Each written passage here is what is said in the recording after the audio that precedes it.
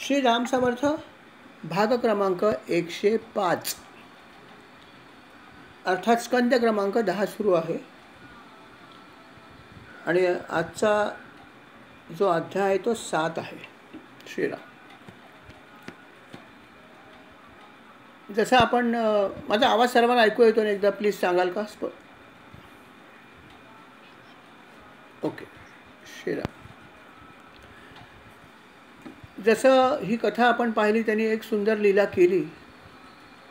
त्याच्यानंतर ही लीला जेव्हा परीक्षित राजाने ऐकली तेव्हा परीक्षित राजा शुकमुनीने म्हणाला की मुनिवर, भगवंताच्या खरंच या लीला जेव्हा आपण ऐकतो ते ऐकत राहावं वाटतं. तो त्यांचं श्रवण केल्यावर मनामध्ये खूप प्रेमभावना येते, विषयांची आशा कमी होते असं मला वाटतं.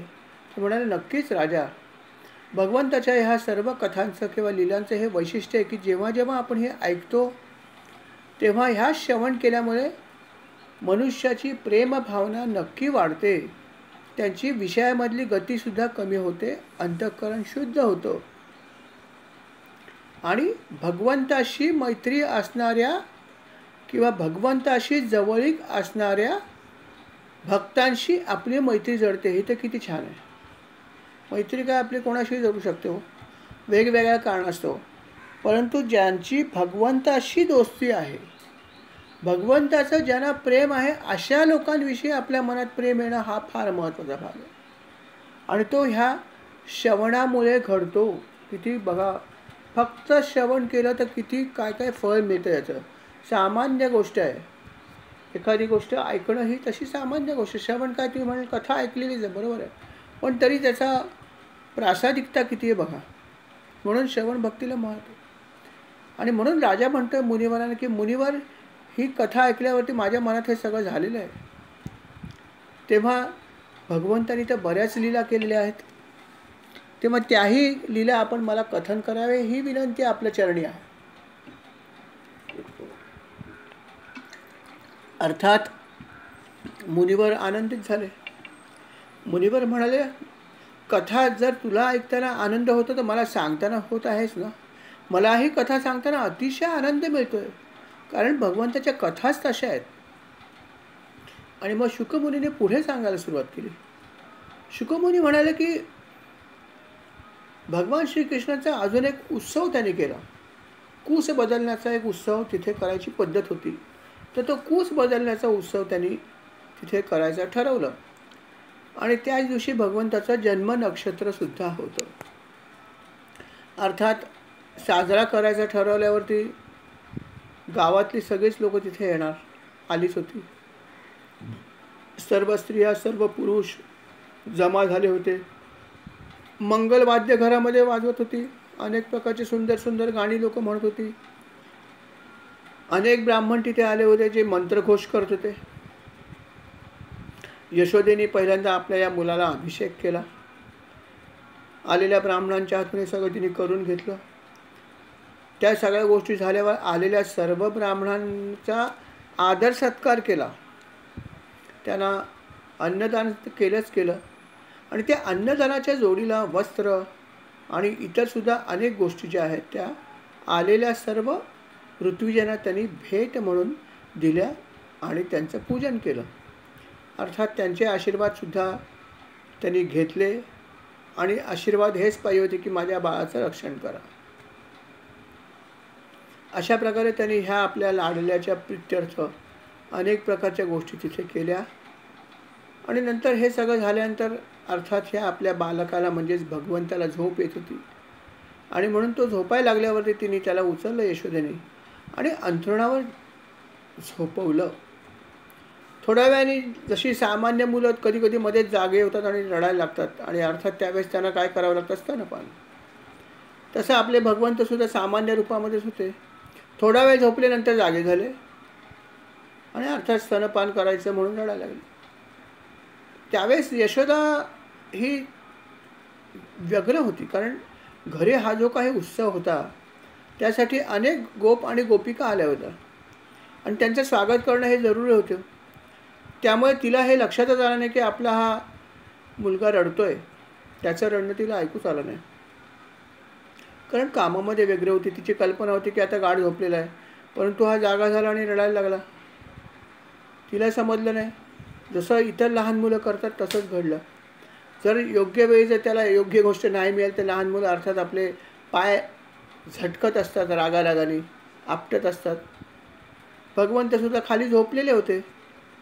त्यांनी रडायला सुरुवात केली होती. जेव्हा त्यांना आई जवळ आली नाही त्याने आपले पाय झटकायला सुरुवात केली. पाय झटकायला सुरुवात केली त्यावेळेस भगवंताला तिने उचलून एका छकड्याखाली ठेवलं होतं. छकडा म्हणजे काय तर बैलगाडी, रिकामी म्हणजे बैल नसलेली.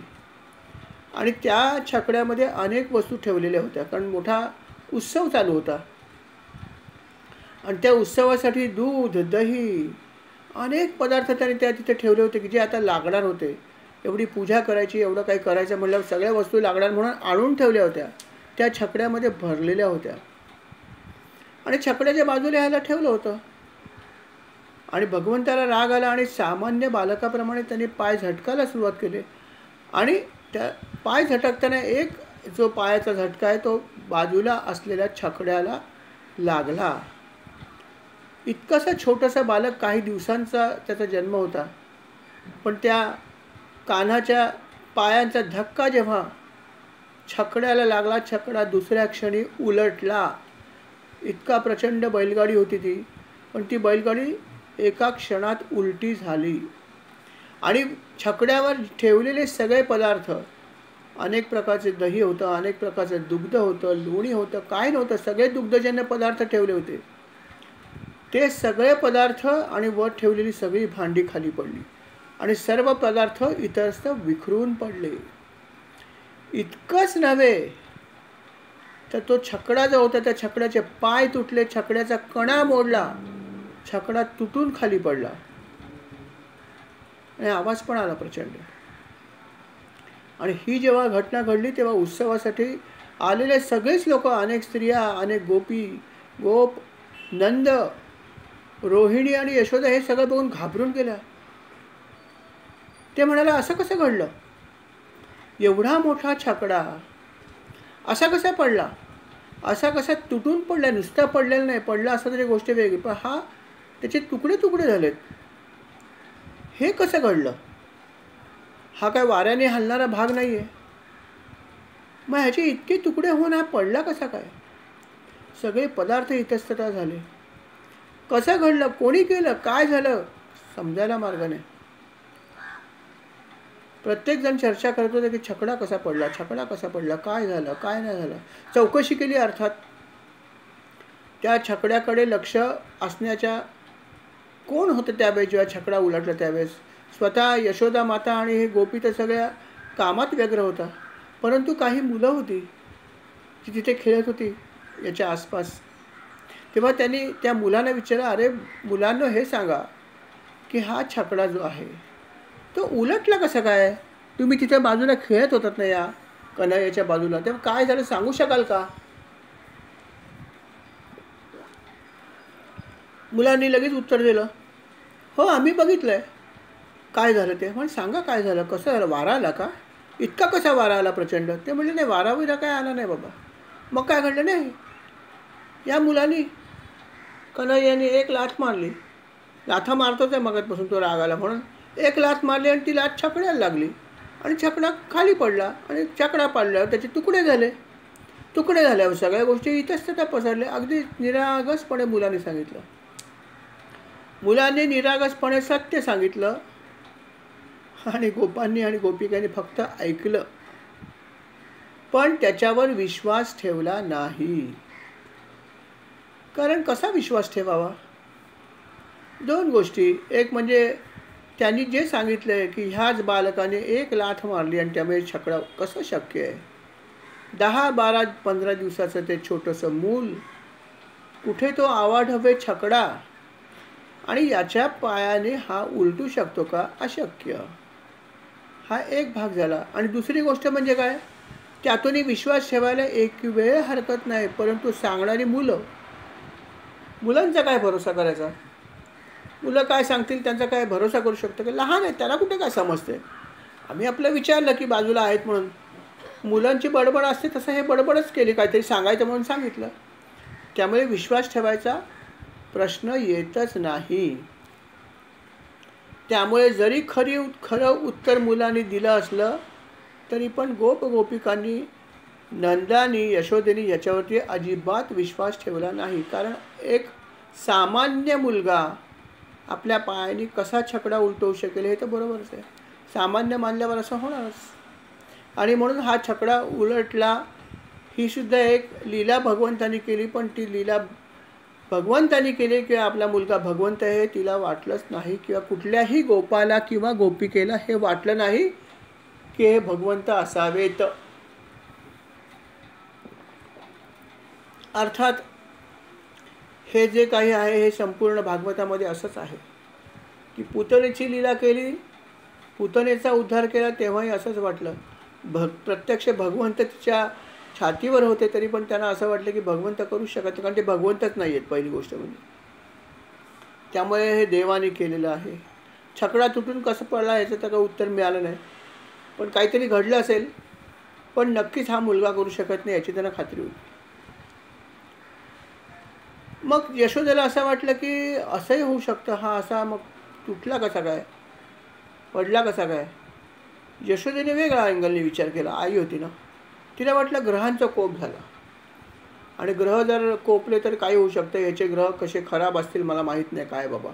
कदाचित ग्रहांचा कोप असेल म्हणून हा छकडा तुटला असेल, परंतु भगवंतांनी लक्षण केलं नक्कीच. काल बरेच आपण न्यास केले वेगवेगळ्या प्रकारचे, आणि त्या वेगवेगळ्या न्यासांमुळे भगवंतांनी याचं रक्षण केलेलं नक्की आहे यात शंकाच नाही. परंतु आता आपल्याला नक्कीच ग्रह शांती करायला पाहिजे. सामान्य गृहिणी जसा विचार करतात तिने पण केला. तिने पहिल्यांदा त्याला आपल्या मांडीवर घेतलं, त्याला शांत केलं, दूध पाजलं. नंतर मग तिने आपल्या नंदाला सांगितलं, बाबा हे सगळं काय कठीण आहे, ग्रहांचा कोप झालेला बहुतेक, तेव्हा आपण चांगल्या ब्राह्मणांना बोलवा, ऋषींना बोलवा आणि ग्रह शांती करा, त्याच्याशिवाय काय खरं नाही. यावेळेस तर कृपा होती म्हणून वाचला, असं काय अघटित परत घडलं तर कसं होणार. अर्थात नंद पण म्हणाला बरोबर आहे, ग्रहशांती करायलाच पाहिजे, ग्रहांचा नक्की कोप झालेला आहे. आणि त्यांनी चांगल्या प्रकारचे ब्राह्मण बोलवले आणि त्यांना बोलवून शांतीपाठ करवला. सर्व काही ग्रह जे त्यांना असं वाटत होतं की ग्रहांचा कोप आहे ते सगळं त्यांनी वेगवेगळे मंत्र म्हणून शांतीपाठ करून त्या ग्रहांची सुद्धा शांती केली. हे सगळं झालं. छकडा परत अर्थात बलाढ्य जे गोप होते शक्तिशाली ते एकत्र आले आणि त्यांनी सगळं उचलून परत ठेवलं. ते सगळं ठीक झालं. आणि एकीकडे ह्यांनी सगळ्यांनी मात्र शांतीपाठ केला, हवन केलं. नंतर त्या छकड्याची सुद्धा पूजा केली. परत छकडा नीट केला आणि त्याची पूजा केली. आणि पूजा केल्यावरती अर्थात नंदाने परत एकदा दान धर्म केला. आलेल्या सर्व ऋत्विजांना वेगवेगळ्या प्रकारची द्रव्ये दिली, वेगवेगळ्या प्रकारची दक्षिणा दिली, त्यांना भोजन दिलं. आणि आलेल्या सुद्धा सर्व ऋत्विजांनी सर्व प्रकारच्या वेदांच्या ऋचांचं त्यांनी पठण केलं. सामवेद, ऋग्वेद, यजुर्वेद सगळं वेदामधल्या विशिष्ट मंत्र आहेत ते त्यांनी म्हणले. आणि मग त्यांनी अशा प्रकारे हे सगळं केलं. सगळं झाल्यावरती यथाउचित भोजन देऊन दान धर्म करून त्यांनी अर्थात ह्या सर्व ऋत्विजांचा निरोप घेतला आणि म्हणाला की महाराज आपले शुभाशीर्वाद आम्हाला द्या, या बालकाला द्या, ज्यामुळे याचं रक्षण होईल. अर्थात त्यांनी हे सगळं केलंच, प्रश्नच नाही. त्यांना समाधान मिळालं. चला अजून एक संकट आलं होतं, परंतु भगवंताच्या कृपेमुळे ह्या संकटातून आपला हा मुलगा वाचलेला आहे. भगवंताचे आभार. झालं, बरेच दिवस झाले. परत पुढे एकामागे एक दिवस जातात. एक दिवस असं घडलं की यशोदा जी आहे ही आपल्या त्या भगवंताला घेऊन म्हणजे आपल्या मुलाला घेऊन मांडीवर बसली होती. नेहमीप्रमाणे त्याचे खेळत होती, त्याशी ती लाड करत होती. आणि अचानक तिला असं वाटायला लागलं की आपल्या या मुलाचं वजन वाढलं आहे. आणि थोड्या वेळाने तिला ते इतकं जड वाटायला लागलं की तिला मांडीवर ठेवणं शक्य झालं नाही. आणि मग तिने त्याला उचललं आणि जमिनीवर ठेवलं. तिला समजेना की काय घडतं, मला भास होतोय का काय. परंतु खरोखर भगवंताचं वजन प्रचंड वाढलं होतं हे तिला जाणवत होतं. तिने मग जमिनीवरती ठेवलं. तिला समजेना काय घडलं काय घडलं. मग तिने थोडंसं भगवंताचं नामस्मरण केलं. म्हणाली, भगवंता काय मला माहीत नाही, मी इथे जमिनीवर ठेवते, याचा आपण सांभाळ करा. ती तिच्या कामाला लागली.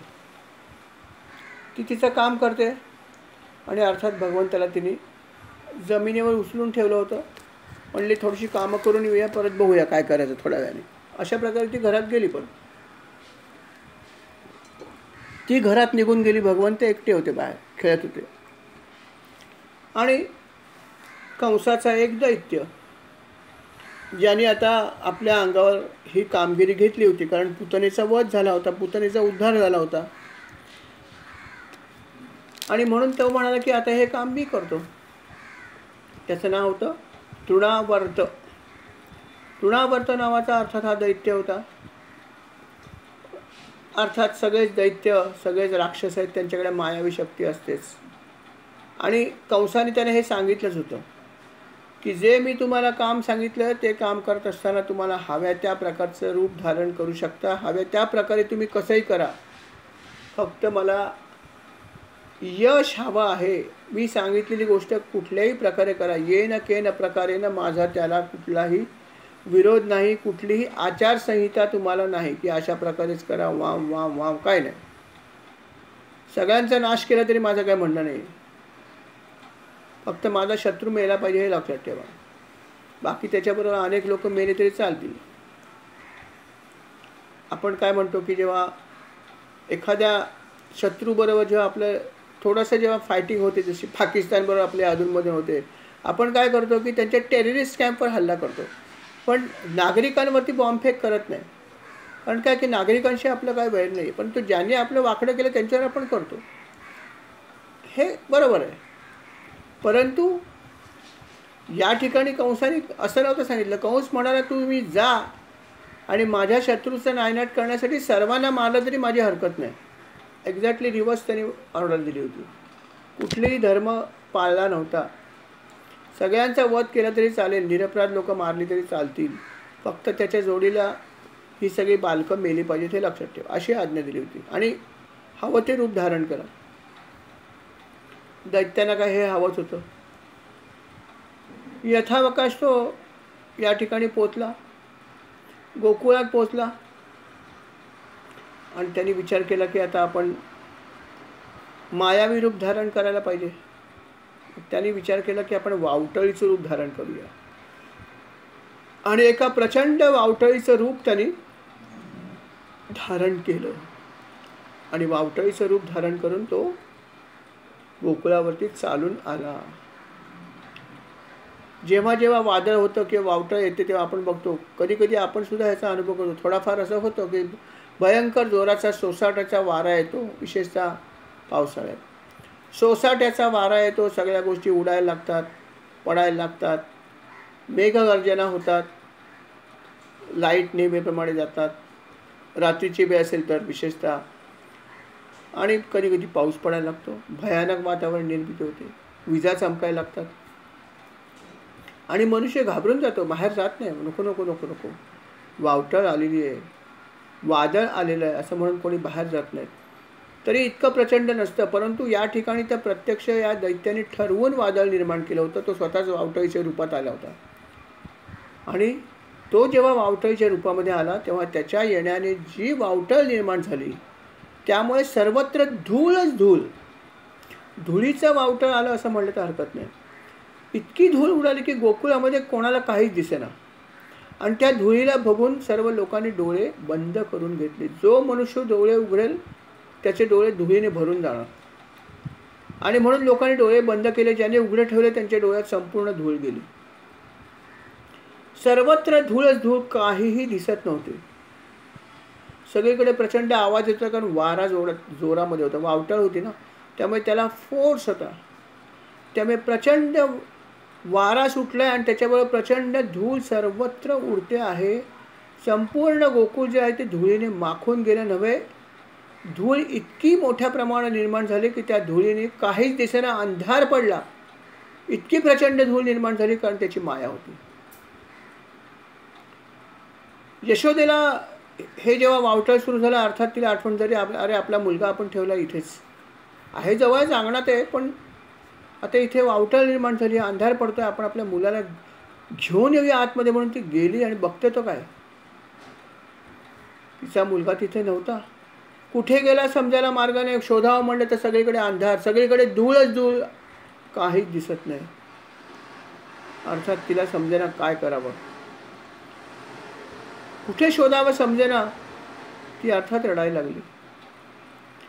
हे होत असताना ह्या वादळाच्या जोडीला थोडासा पाऊस पण पडायला लागला. त्यामुळे यशोदेला काहीच समजेना, तिला शोधता येईना. तिने फक्त एकच केलं की धावा सुरू केला भगवंताचा. म्हणाली, देवा आता कोण माझ्या मुलाचं रक्षण करणार, तूच करू शकतोस रे. मला माझं रक्षण आणि माझ्या मुलाचं रक्षण कोणीही करू शकत नाही, आता फक्त तूच बघ, तूच खरा आधार देवा, तूच खरा आधार. बस अशा प्रकारे तिने भगवंताची आर्त स्वरामध्ये प्रार्थना केली. आणि प्रार्थना करता करताच ती अर्थात शोकामुळे जमिनीवर पडली आणि तिचा शोक सुरू होता आणि इकडे वावटळ सुरू होती. कोणालाही आवाज देऊ शकत नव्हती, कारण प्रत्येक नागरिक, प्रत्येक गोप गोपिका आपला जीव वाचवण्यासाठी लपून बसले होते. इतकी वावटळ जबरदस्त होती. बराच वेळ ही वावटळ सुरू होती, बराच वेळ वावटळ सुरू होती. ती वावटळ शांत होत नाही तोपर्यंत स्तब्धपणे घरात बसण्याशिवाय दुसरा कुठलाही उपाय नव्हता. कोणीही कोणाला शोधू शकत नव्हतं, काही दिसतच नव्हतं. त्यामुळे जोपर्यंत हे सगळं शांत होत नाही तोपर्यंत कोणीच कोणाला शोधू शकत नव्हतं. आणि यशोदा मात्र जोरजोरात रडत होती. यशोदा न थांबता रडत होती आणि भगवंताचा धावा पण करत होती की भगवंता माझ्या मुलाचं रक्षण कर, भगवंता माझ्या मुलाचं रक्षण कर. न थांबता रडत होती, अत्यंत शोकाकुल झाली होती. थोड्या वेळाने थोडीशी धूळ कमी झाली, वावटळ थोडं थोडं कमी झालं. हळूहळू वावटळ कमी व्हायला लागलं असं तिला लक्षात आलं.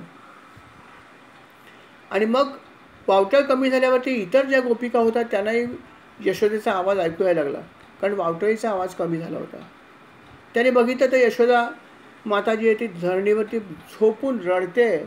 कारण एकच की हा नंदनंदन जो होता तो गायब होता, त्याचा पत्ता लागत नव्हता आणि शोधायचं कुठे. आणि म्हणून यशोदा माताजी आहे ती धाय मोकलून रडत होती. आणि तिची ही अवस्था बघितल्यावरती इतर गोपिकासुद्धा त्याचप्रमाणे धाय मोकलून रडायला लागल्या की आता काय करावं, कुठे शोधावं.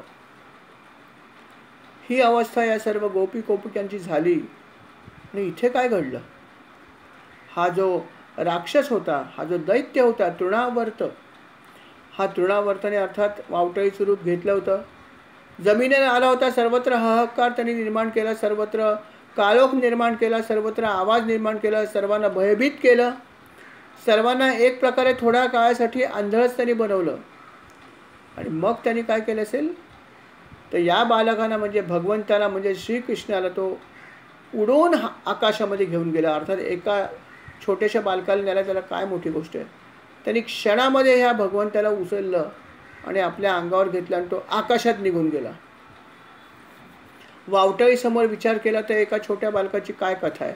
मोठ्या मोठ्या गोष्टी वावटळीमध्ये उडून जातात, तर हा छोटासा बालक काय आहे. आणि अर्थात भगवंतांनी सामान्य रूपच धारण केलेलं होतं. त्यामुळे त्याने एका क्षणात भगवंताला उचललं आणि तो अवकाशात घेऊन गेला. तो अवकाशात घेऊन गेला. पण नंतर काय घडलं, त्यांनी त्याला उचलून घेतलं होतं आणि अवकाशात खूप उंचावर गेला. आणि अर्थात त्याचा मनोरथ होतं की वरून खाली टाकून देऊयाला, काय होतं बघूया. परंतु जेव्हा तो त्याला आकाशात घेऊन गेला, दुसऱ्या क्षणी चमत्कार घडला की हे जे छोटंसं बालक होतं त्याचं वजन वाढायला लागलं. जे अतिशय छोटं बालक होतं ज्याला त्याने लीलया उचलून घेतलं होतं, त्या बालकाचं जे वजन आहे हळूहळू वाढायला लागलं. त्याचं वजन खूप वाढल्यावरती पहिला परिणाम हा झाला की वावटळ रूपी या राक्षसाला पुढे जाताच येईना, कारण त्याच्याकडचं जे बालक होतं त्याचं वजन असामान्य असं झालं होतं, भयंकर वजन झालं. त्यामुळे त्याला एक पाऊल पुढे टाकवेना. त्याला समजे ना की असं कसं झालं, इतकं छोटं बालक असून याचं वजन कसं काय वाढलं. त्याला समजे ना, अर्थात त्याची गती थांबली, म्हणजे वावटळ जे आहे ते थांबलं थोडक्यात. त्याला हे समजे ना की मी नक्की कोणाला उचलून घेतलंय. घाई गडबडीमध्ये एखाद्या मी दगडाला तर उचलून घेतलेलं नाही ना, कारण इतकं वजन कशात असतं. बालकाचं तर असू शकत नाही, सामान्य मानवाच्या एका मुलाचं एवढं वजन असूच शकत नाही. मी चुकून एखादा शिलाखंड तर नाही घेतला ना. म्हणून त्यांनी बघितलं एकदा परत की काय आहे, तर बालकच आहे, मग इतकं वजन कसं, मला उचलवत नाही आहे. आणि म्हणून त्याने विचार केला की त्याला आपण खाली फेकून देऊया. वर तर आणलं नाहीतरी मला आता खालीच टाकायचं, बघूया हा कसा जगतो. म्हणून त्याने फेकण्याचं ठरवलं आणि फेकलंसुद्धा, परंतु भगवंताने त्याच्या मानेलाच मिठी मारली, त्याच्या गळाच पकडून ठेवला. आणि गळा पकडून ठेवला आणि त्याचा गळा पकडून त्याने गळा दाबायला सुरुवात केली. इतकं छोटंसं बालक ज्याला त्याने झटकून टाकलं होतं, पण त्या बालकाने जेव्हा त्याचा गळा पकडला आणि केवळ गळा पकडला नाही तर गळा दाबायला सुरुवात केली. आणि इतका महाकाय राक्षस जेव्हा भगवंताने त्याचा गळा दाबायला ठेवला, तेव्हा अर्थात त्याला फेफरं आलं, त्याची बुबुळं वेडी वाकडी होऊन बाहेर यायला सुरुवात लागली, त्याचं बोलणं बंद झालं आणि अर्थात काही वेळामध्येच तो गतप्राण झाला. अजिबात वेळ लागला नाही भगवंताने गळा दाबल्यावरती. आणि गतप्राण झाल्यावरती अर्थात तो वरून या भगवंतासह खाली येऊन पडला व्रजभूमीमध्ये, ज्याने भगवंताला अतिशय उंच असं नेलं होतं आणि तिथून तो त्याला झटकून टाकत होता. पण आता अशी गंमत झाली की अशी वेळ याच्यावर आली की हा मृत झाला आणि त्या बालकासह भगवंतासह तो स्वतः जमिनीवर येऊन खाली पडला. अर्थात कुठलाही दैत्य, कुठलाही मायावी जेव्हा कुठलंही रूप धारण करतो, तेव्हा मृत्यू झाल्यावरती किंवा मृत्यू आल्यावर त्याला त्याच्या मूळ रूपामध्ये येणं भाग पडतं. आणि तीच गोष्ट आता परत एकदा घडली. त्यांनी जरी वावटळीचं रूप धारण केलं तरी जेव्हा त्याला मृत्यू आला तेव्हा त्याचं मूळ रूपात त्याला प्रगट व्हावं लागलं. एक दैत्य म्हणून त्याचं रूप जे होतं ते त्या ठिकाणी प्रगट झालं. महाकाय दैत्य होता अर्थात. आणि हा महाकाय दैत्य त्याचं मूळ रूप घेऊनच जमिनीवर पडला. आणि जेव्हा तो जमिनीवर पडला तेव्हा सर्व प्रचंड आवाज झाला. तो जेव्हा जमिनीवर पडला तेव्हा एका शिळेवर आपटला आणि शिळेवर आपटल्यावर त्याच्या अवयवाचे अनेक तुकडे झाले आणि तो छिन्न बिनछिन्न होऊन तो सगळे तुकडे खाली पडले. आणि हे सगळं चित्र मात्र अनेकाने बघितलं, कारण वावटळ शांत झाली होती दरम्यान. भगवंतांनी जेव्हा आपलं वजन वाढवलं तेव्हाच वावटळ शांत झाली. आणि सर्व लोकांना हे दिसलं की हा 11 विकळा राक्षस वरून खाली पडलाय आणि पडल्यावरती त्या शिळेवर पडल्यामुळे त्याच्या अवयवाचे सुद्धा तुकडे पडलेले आहेत. आणि असा हा महाकाय राक्षस खाली पडल्यावरती या राक्षसाच्या मानेवरती भगवंत लटकता आहेत. मस्तपैकी लोंबकळतात, जसं एखादा सूर पारंबी खेळताना आपण करतो तसं त्यांची भगवंताची स्थिती होती. आणि हे बघितल्यावर सगळे चकित झाले की काय दृश्य आहे, हा राक्षस वरून खाली काय पडतोय. त्या राक्षसाच्या शरीरावरती आपले हे छोटे बालक जे आहे ते छानपैकी लोंबकळत्या आनंदात, कुठलाही त्याच्यावरती काही परिणाम झालेला नाही आहे.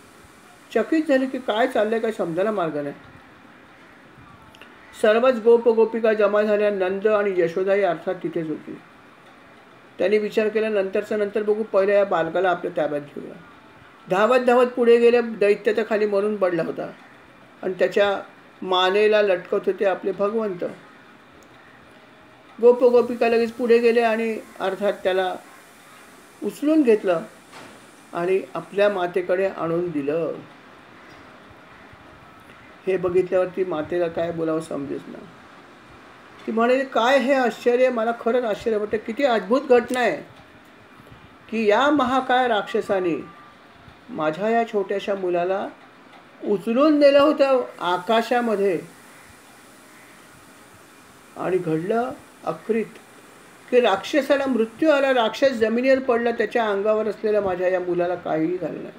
इतक्या मोठ्या राक्षसाने त्याला वर आकाशात नेलं. ह्या राक्षसामुळे सर्वत्र वावटळ निर्माण झाली, अंधार पडला परंतु या राक्षसाचा मृत्यू आला आहे आणि याच्या शरीरावर माझा मुलगा आनंदात खेळतो आहे. हे कसं काय घडलं? नक्कीच भगवंताने काहीतरी लीला केलेली आहे. भगवंताने म्हणजे या मुलांना नव्हे बरं का. भगवंत म्हणजे हा मुलगा भगवंत नाहीच आहे, त्याने गृहीत धरलं की हा सामान्य मुलगा आहे. भगवंत म्हणजे आकाशस्थ परमेश्वराने ही लीला केलेली असावी नक्कीच, आणि त्यामुळेच हे घडू शकतं. ना तर एवढ्या मोठ्या राक्षसाला मृत्यू कसा येईल? हे भगवंतच करू शकतो. भगवंत करू शकतं, हे त्रिवार सत्य होतं. फक्त एवढंच त्यांना माहीत नव्हतं की हा भगवंत या मुलाच्या रूपात आहे. नाहीतर त्यांचं प्रेडिक्शन करेक्ट होतं की भगवंताशिवाय कोण करणार. आणि अशा प्रकारे हा राक्षस मरून पडला आणि त्या देवाची स्तुती करतायत. त्या हेही म्हणतात की देवा तुझे आभार कसे मानू, तू आमच्या ह्या बालकाला किती वेळा वाचवशील. बापरे बापरे बापरे. आणि हे असं घडण्याची दोन कारणं असू शकतात. एक म्हणजे हा राक्षस पापी होता आणि त्यामुळे त्याचा काळ जवळ आला होता. पापांचा घडा भरला असेल कदाचित. आपण म्हणतो ना पापाचे घडे भरले शिशुपालासारखे. 100 अपराध झाले, भगवंताने मारून टाकला.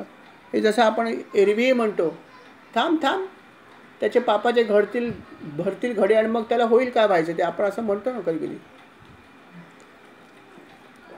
तसाच भाग इथे या सर्व गोपिका आणि नंद आणि यशोदा म्हणते की नक्कीच हा राक्षस खूप पापी आहे आणि हा राक्षस जो पापी आहे त्याच्यामुळे भगवंतांनी याचा वध केला, यात शंका नाही. काही गोपिका असंही म्हणत होत्या की राक्षस तर पापी आहेच आहे आणि म्हणून त्याचा वध झाला, ही गोष्ट सत्यच आहे. परंतु अजूनही काही गोष्टी आहेत की नंदाने आणि यशोदेनी आणि आपण सर्वांनी भगवंताचे नक्कीच काहीतरी पुण्य केलं आणि या पुण्यामुळे सुद्धा ह्याचा नक्कीच अशा प्रकारे मृत्यू आला आणि आपल्या या बालकाचा जीव वाचलेला आहे. कारण आपण काहीतरी पुण्य केलं. कुठलं केलं काय माहिती. कुठलं पुण्य आम्ही केलं आमच्या कामाला आलं की भगवंताची पूजा केली होती आपण ती कामी आली का, आपण भगवंताचं एखादं व्रत केलं होतं ते कामी आलं, किंवा लोकांसाठी आपण धर्मशाळा बांधल्या आहेत, काही लोकांनी पाणपोई घातली आहे, अशी काही पण कामं काही लोकांनी केली. वेगवेगळ्या प्रकारे भगवंताची भक्ती करता येते ना. जप तप करणं तर हा भाग आहेच आहे, परंतु त्याच्याबरोबर अनेक प्रकारे भगवंताची भक्ती करता येतेच ना. तर कदाचित अशी जी काही भक्ती कोणाच्या हातून घडली असेल त्या भक्तीचंही फळ असेल की त्याच्यामुळे परमेश्वराने ही कृपा केली आणि या बालकाला वाचवलं आणि या राक्षसाचा वध केला. म्हणजे त्याचं पाप आणि आमचं पुण्य या दोन गोष्टींमुळे हा बालक नक्कीच वाचलेला आहे. काय ते माहीत नाही. कदाचित असंही आहे की मध्ये काही यज्ञ पण केले होते आणि यज्ञामध्ये दान भरपूर होतं. कदाचित त्या यज्ञाचंही फळ असेल, माहीत नाही. काय कुठलं पुण्य झालं आहे आणि कुठलं पुण्य या ठिकाणी आम्हाला कामी आलं हे आम्हाला माहीत नाही. पण एक सत्य आम्हाला दिसतंय की हे बालक जे आहे हे मृत्यूच्या तावडीतून परत आलं, यात शंका नाही. आणि नक्कीच या बालकापासून आम्हाला सुख मिळणार आहे आणि म्हणूनच हे बालक वारंवार अशा प्रकारे गोष्टी घडत आहेत आणि बालक आमच्याकडे येत आहे. नक्की याच्यापासून आम्हाला भरपूर आनंद आणि सुख मिळायचं आहे आणि ते देण्यासाठीच हे बालक आमच्याकडे परत परत येतं आहे, ज्याच्याविषयी आम्हाला शंका नाही आहे. आणि अशा प्रकारचा संवाद हा गोपिकांचा, नंदाचा आणि यशोदा मातेचा चालू आहे. आणि असा संवाद जेव्हा नंदा ऐकत होता, वेगवेगळे लोकांच्या प्रतिक्रिया की कशामुळे काय झालं, कशामुळे काय झालं असेल, ते ऐकताना त्याला परत एकदा आठवण झाली. कोणाची? वसुदेवाची.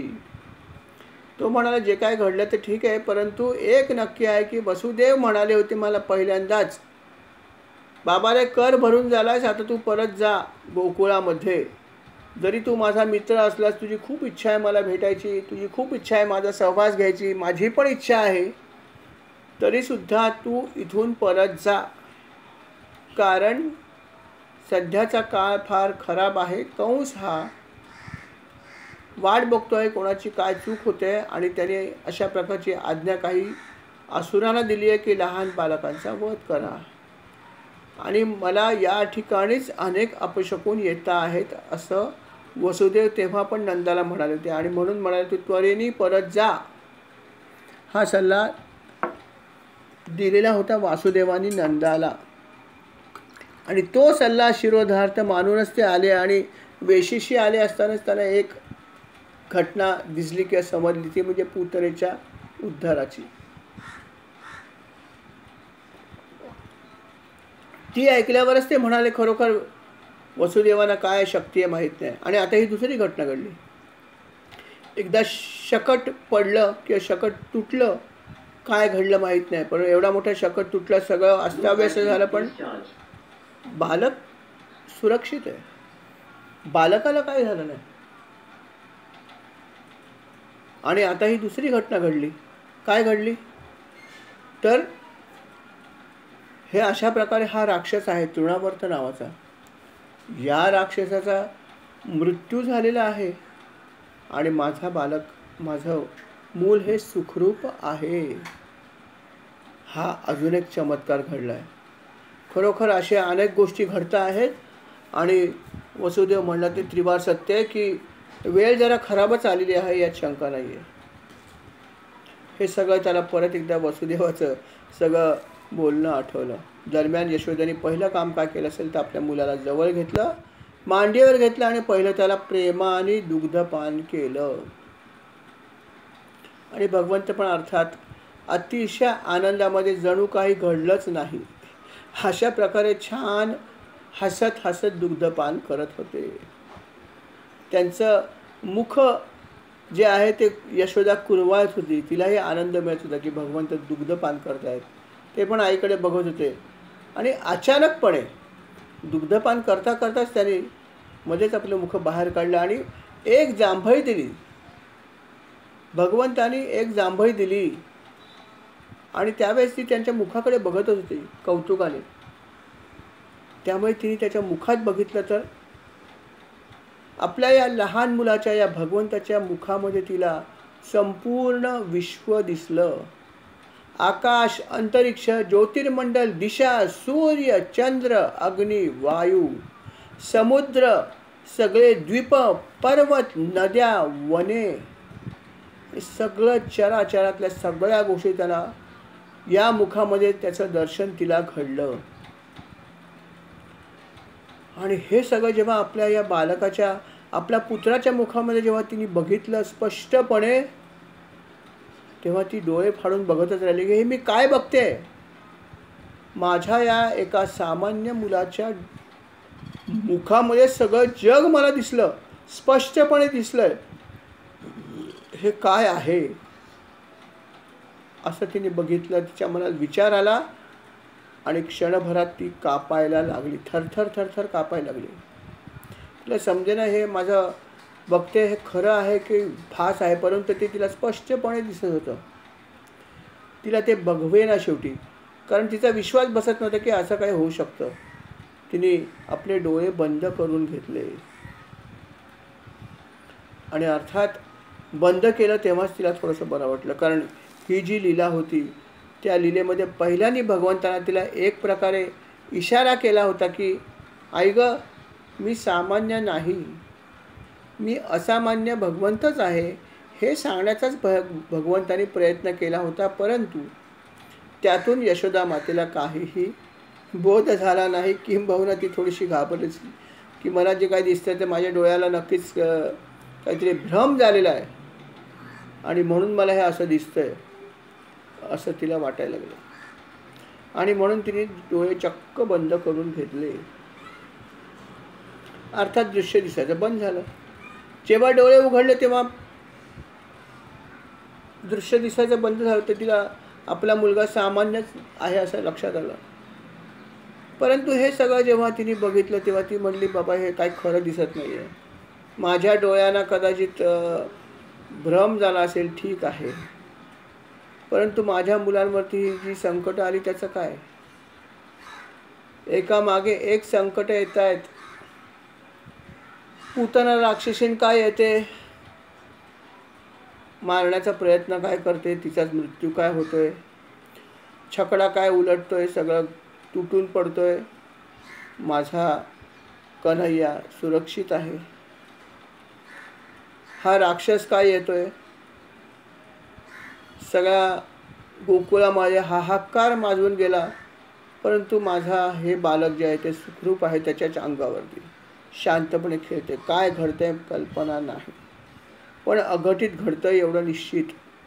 आणि आता त्याच्या पुढे जाऊन ही गोष्ट घडली की स्तनपान करणारं माझं हे सामान्य बालक जांभळ काय देते आणि मला त्याच्या मुखामध्ये सगळं विश्वदर्शन घडले. हे कसं शक्य आहे? हा काहीतरी भासच आहे, पण हे असं का दिसावं हाही एक प्रश्न आहे. का घडतंय हे असं अघटित सगळं, याचं उत्तर तिला मिळेना. आणि अर्थात तिने आपल्या नंदाना म्हणजे पतीला हे सांगितलं की बघा, हे अशा प्रकारे अनेक घटना तुम्हाला दिसतात आणि काही गोष्टी मला पण दिसल्या ज्या तुम्हाला दिसल्या नाहीत. तेव्हा काहीतरी अघटित घडतं आहे, तेव्हा आपण याच्यावरती काहीतरी उपाय केला पाहिजे. ते म्हणाले, हा अघटित घडते हे तर मलाही वाटतंय नक्कीच. उपाययोजना काय करायची हा मात्र प्रश्न आहे. काय उपाय करावा? पण मी अनेक प्रकारच्या गोष्टी केल्या यापूर्वी. अनेक प्रकारचा दानधर्म केला, अनेक प्रकारची ग्रहशांती केली, अनेक प्रकारचा न्यास केला गोपिकांनी. काय केलं नाही? बऱ्याच गोष्टी केलेल्या आहेत आणि तरीसुद्धा अघटित घटना घडतात. तेव्हा करायचं काय हा प्रश्न त्या दोघांना पडला. तेव्हा त्यांनी विचार केला की आता एक काम केलं पाहिजे. आपण आपले जे कुलाचार्य आहेत, कुलपुरोहित, प्रत्येक कुलाचे एक पुरोहित फिक्स असतात. ही पद्धत पूर्वी ते होती, आता मला माहीत नाही कितपत कोणाकडे काय. परंतु प्रत्येकाच्या कुलाचा एक व्यक्ती कुलाचार्य असतो, जो त्यांचे सगळे धार्मिक गोष्टी करतो. A to Z एकच व्यक्ती असते. आणि तशा अर्थात यांचे सुद्धा कुलाचार्य होते.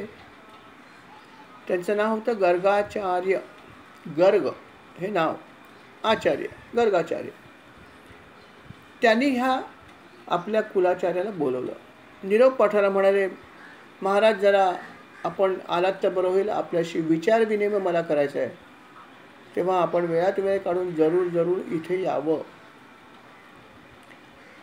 अर्थात नंदाने निरोप पाठवला, कुलाचार्यांना निरोप मिळाला आणि अर्थात ते गोकुळामध्ये यथावकाश आले. नंदाला खूप आनंद झाला. चला, एक व्यक्ती अशी आपल्याकडे आली की जिला आमच्या सगळ्या कुळाचा इतिहास माहिती आहे, सगळं काही माहिती आहे. ह्या व्यक्तीला जर आम्ही काही सांगितलं तर नक्की मार्गदर्शन मिळेल. खूप आनंद झाला. अर्थात त्यांनी त्यांचा यथावकाश व्यवस्थित आदर सत्कार केला, त्यांच्या चरणाला वंदन केलं, त्यांची व्यवस्थित पूजा केली आणि नंतर तो हात जोडून त्यांच्यासमोर बसला आणि म्हणाला, महाराज माझ्याकडून जेवढी काही तुमची सेवा करता येईल ती मी करत आहे. अजून काही सेवा असेल तर मला सांगा. आपल्यासारखे हे ऋषितुल्य असे हे पुरोहित माझ्या घरी आले, हे माझं परम भाग्यच आहे. आता आपल्यासारखी व्यक्ती माझ्या घरी कुठून येणार? आपल्याकडे अगाध ज्ञान आहे, आपण ज्योतिषशास्त्राचा अभ्यास केलेला आहे आणि त्यामुळे आपल्याला अनेक गोष्टीचं ज्ञान नक्की आहे. शिवाय आपण श्रेष्ठ ब्रह्मवेत्ते सुद्धा आहात, जे अनेक नामचीन असे ब्रह्मवेत्ते आहेत, त्यामध्ये तुमचं नाव आहे गर्गाचार्यांचं.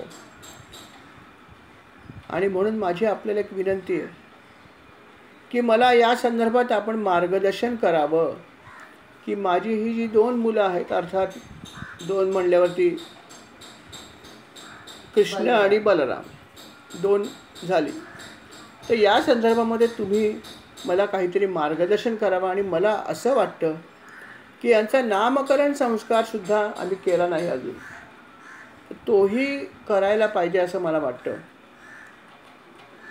आणि म्हणून हे सगळं आपण करावं किंवा कधी करावं, काय करावं काय नाही, हे सगळं तुम्ही आम्हाला सांगावं. इतकंच नव्हे तर आपण आम्हाला हेही मार्गदर्शन करा की ही जी काही संकटं येत आहेत ती काय येत आहेत, काय ह्याचं भविष्य, हा कोण आहे, कशामुळे अशी संकटं येतात, आमचं काय चुकलं, काय करायला पाहिजे काय करायला नाही पाहिजे, आता आपण आम्हाला सांगा. आणि त्याचं नामकरणसुद्धा कधी करता येईल हे पण सांगा. अशा प्रकारे हे जे गर्गाचार्य आहेत त्यांना नंदाने विनंती केली हात जोडून. तेव्हा गर्गाचार्य म्हणाले की असं आहे की मी तुला सगळ्याच गोष्टी नक्की सांगेन, काय करायला पाहिजे काय नाही करायला पाहिजे हे सगळं मी सांगेन तुला, त्याची काळजी करू नको. पण असा आहे एक भाग की सध्या दिवस खूप खराब आहे. तुला माहीत आहे हा कंस जो आहे हा अतिशय दुष्ट असा राजा आहे आणि त्याची सर्व लहान मुलांवर अतिशय बारीक नजर आहे. आणि म्हणून तुझी एक जी इच्छा आहे की तुझ्या मुलाचा नामकरण संस्कार करावा. आता तुझ्या मुलाचं नामकरण जर संस्कार केला तर तू राजाच आहेस एक छोटासा कविना. तुझा नामकरण जर संस्कार मुलाचा जर मी केला तर सर्वत्र त्याची बातमी पसरेल. मुलामध्ये मी इथे आलो म्हणल्यावरतीच बातमी पसरू शकते. त्यातून जर तू नामकरण संस्कार जर अशा प्रकारे केलास, ठीक आहे करायला पाहिजे तुझ्या म्हणण्याप्रमाणे काही गोष्टी, त्याच्यामुळे तुझी संकट दूर होतील, हे सगळं सगळं ठीक आहे. परंतु आता जर अशा प्रकारे केला तर सर्वत्र प्रसिद्धी होईल. आणि म्हणून मला असं वाटतं की या वेळेस त्याचा जर काही करायचं असेल तर तो अशा प्रकारे केला तर आपल्याला चालणार नाही. प्रसिद्धी झाली तर ती तुझ्यासाठी, केवळ तुझ्यासाठी नव्हे, तुझ्या बालकासाठीच नव्हे तर इथे असलेल्या इतर बालकांसाठी सुद्धा ती घातक ठरू शकेल. तेव्हा प्रसिद्धी करायची नाही आणि म्हणून हे नामकरण सुद्धा तू सध्या करू नकोस असं मला वाटतं. कारण तुझ्या बाबतीत काय काय घडलं हे मला माहीत आहे. काय काय घडलं आहे देवकीच्या बाबतीत मला माहीत आहे, काय काय घडलं आहे वसुदेवाच्या बाबतीत हेही मला माहिती आहे. वसुदेवाशी तुझी घनिष्ठ मैत्री हेही मला माहिती आहे. आणि मला हेही माहिती आहे की देवकीची जी कन्या कंस मारू शकला नाही त्या कन्येने काय जाहीर केलं हेही मला माहिती आहे. आणि म्हणूनच मी तुला म्हणतोय की सध्या तुझ्या पुत्राचा संस्कार जर मी केला जाहीरपणे किंवा केला तर हे लगेच जाहीर होईल की हाच तो पुत्र आहे जो कंसाचा काळ ठरणार आहे. आणि म्हणून कंस इथे लगेच येईल आणि सर्व गोकुळामध्ये हाहाकार माजेल. अजून ही गोष्ट सर्वांना माहीत नाही पण फक्त मला माहीतच आहे. तेव्हा हे तू आत्ता करू नकोस असा सल्ला गर्गाचार्यांनी दिला. गर्गाचार्याने असा सल्ला दिल्यावरती प्रश्न पडला नंदाला की काय करायचं. ते नामकरण संस्कार तर करायलाच पाहिजे,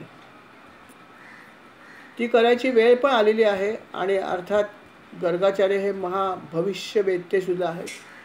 त्यांच्या ह्या काही पवित्र विधींमुळे सुद्धा संकट दूर होईल. पण ते म्हणतात करूच नको, केलास तर सर्वांना समजेल आणि तुझ्याच मुलाला नव्हे तर गोकुळातल्या तमाम मुलांना धोका निर्माण होईल. कारण कंसाला हे समजून चुकेल की तू इथे आहेस आणि तो पुत्र जो कंसाचा काळ बनलाय तो इथे आहे हे त्याला लक्षात येईल. आणि म्हणून तू आत्ता हे करू नकोस, टाळ असा सल्ला त्याने दिला.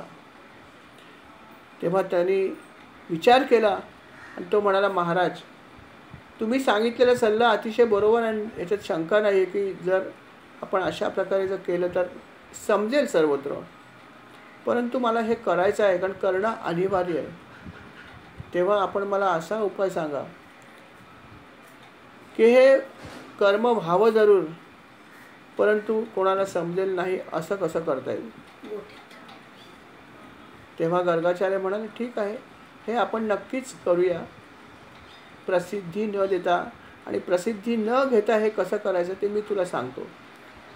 प्रसिद्धी न घेता हे कार्य कसं करता येईल त्याच्यासाठी काय तयारी करायची कसं करायचं हे सगळं मी तुला सांगेन. परंतु मी सांगतो त्याप्रमाणे जर तू करणार असशील तरच ते करून आपल्याला चालेल, अन्यथा चालणार नाही.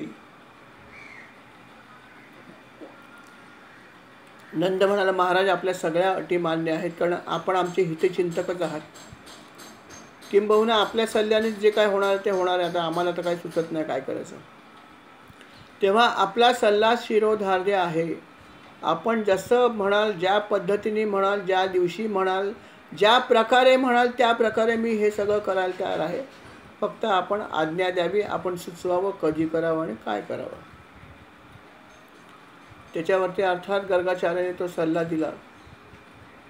गर्गाचार्याने काय सल्ला दिला आणि गर्गाचार्याने काय सांगितलं आणि मग त्या सल्ल्याप्रमाणे नंद करू शकला की नाही, हा सगळा भाग आपण अर्थात पुढल्या अध्यायामध्ये ऐकणार आहोत.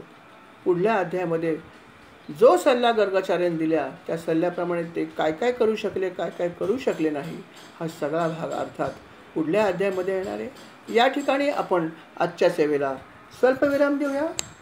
श्रीराम समर्थ. श्रीराम.